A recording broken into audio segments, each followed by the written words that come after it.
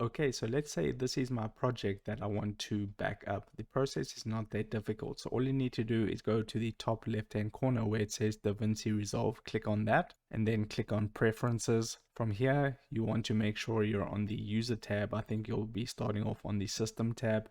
Click over to the User tab and then you want to make sure you're on Project, Save and Load. Now you have a couple of options under save settings. You can see it says live save. If you tick live save on, that's basically going to live save your work. Basically, every time you make additional changes to your project live, and that can slow down your computer. So if your computer can't handle it, you can come back in here and turn that off. And here's the project backups. You can perform backups every 5 minutes, which is what I've set it to. That's like a good starting point. Then you can choose your hourly backups for the past. I've got it for 2 hours. You can go for 2 hours, 8 hours, however you want that. And then daily backups for the past 2 days.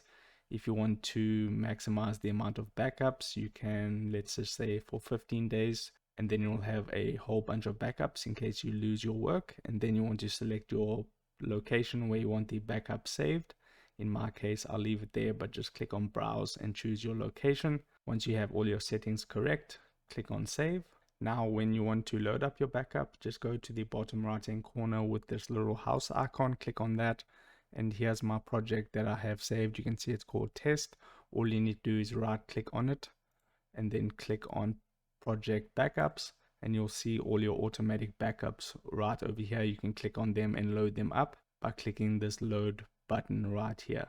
I obviously don't have any because I just created this. So that's it. If this video helped you out, don't forget to drop a like on this and subscribe for more, and I'll see you in the next video. Take care.